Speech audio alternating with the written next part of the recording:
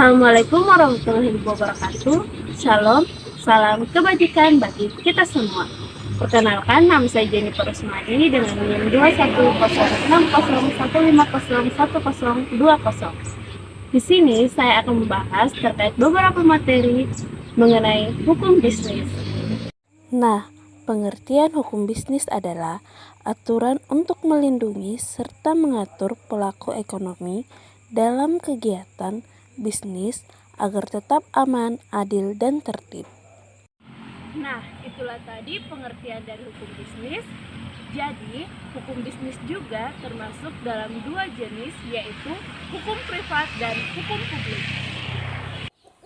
Nah, jenis yang pertama dalam hukum bisnis ialah hukum privat, terkait dengan perdata. Dalam buku ketiga mengenai perjanjian, buku keempat mengenai daluarsa, buku kedua mengenai benda, dan buku pertama mengenai orang. Nah, selanjutnya lagi kita akan membahas jenis yang kedua mengenai hukum bisnis, ialah hukum publik, di mana dalam hukum bisnis dengan hukum publik saling berkaitan. Di sini kita akan membahas terkait dengan kekayaan negara yang dipisahkan. Sebelumnya, kita harus mengetahui apa sih sebenarnya itu hukum publik dengan hukum bisnis. Hukum publik dirancang untuk membuat kebijakan atau regulasi oleh pemerintah, di mana pemerintah dalam masyarakat ikut berbisnis. Aturan khusus mengenai bisnis diatur dalam Undang-Undang Hukum Dagang dan Undang-Undang ITE. Apabila membahas tentang hukum publik, bisa dilihat Undang-Undang tentang Keuangan Negara, Undang-Undang Pemeriksaan Pengelolaan Tanggung Jawab Keuangan Negara, dan Undang-Undang Pembendaharaan Negara. Membahas terkait dengan kekayaan negara yang dipisahkan, tidak luput juga dari pembendaharaan negara dan keuangan negara. Kekayaan negara yang dipisahkan salah satunya ialah BUMN, Badan Usaha Milik Negara.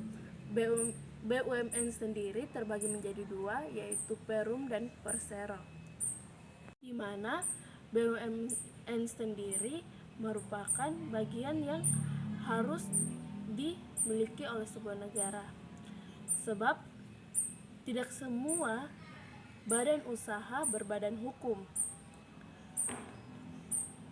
dan di mana adapun kebijakan yang diberikan yaitu kebijakan fiskal dan kebijakan moneter. Kebijakan fiskal dinaungi oleh Kementerian Keuangan dan kebijakan moneter dinaungi oleh Bank Indonesia. Salah satu contoh yang bisa kita dapatkan ialah PT yang dinaungi oleh Kementerian Keuangan ialah Bank BNI, Bank Negara Indonesia, di mana adapun direktur-direktur yang memberikan saham, namun adapun saham yang dimiliki oleh negara dan diakui oleh negara ialah 50 ditambah 1% merupakan bagian dari negara. Hal tersebut menjadi bagian dari kekayaan negara yang dipisahkan. Nah, selain kekayaan negara yang dipisahkan, kita juga akan membahas terkait pembendaharaan negara, di mana pembendaharaan negara yang kita ketahui itu ialah APBN, Anggaran Pendapatan Belanja Negara, di mana dilaksanakan dan ditetapkan sesuai dengan visi misi presiden yang diucapkan. Dalam setiap 1 tahun harus terdapat bentuk dari visi misi yang dilakukan.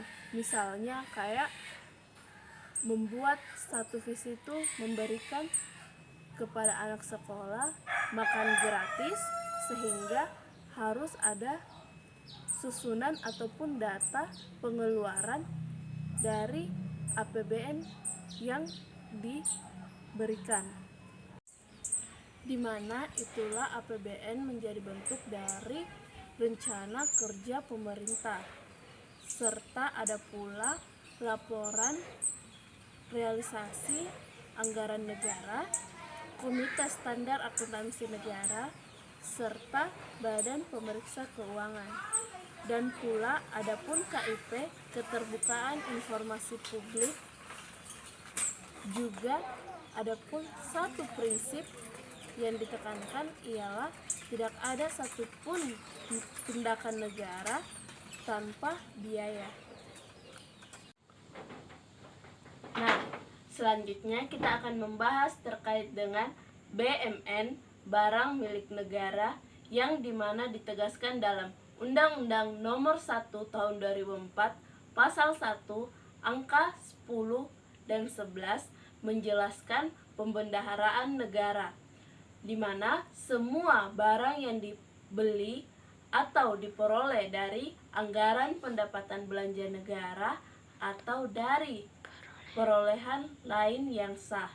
Adapun 3 bagian dari BMN ialah BMN berupa persediaan, BMN berupa aset tetap, dan BMN berupa aset tidak berwujud.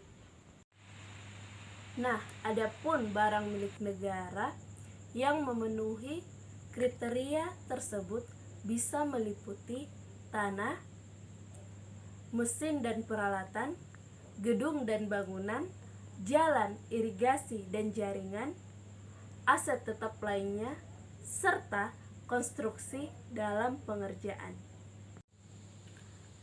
Nah, di mana pengertian dari defisit APBN adalah selisih kurang antara pendapatan negara dan belanja negara dalam tahun anggaran yang sama.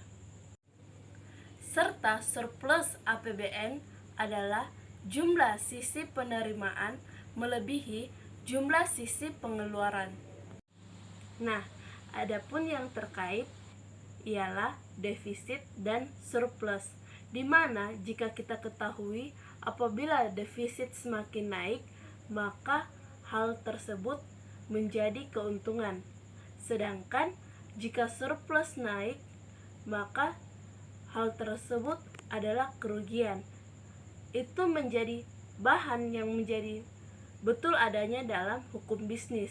Beda halnya dari segi pemerintahan, di mana dalam segi pemerintahan bahwa defisit semakin tinggi akan semakin merugikan, sedangkan surplus semakin tinggi maka akan semakin bagus.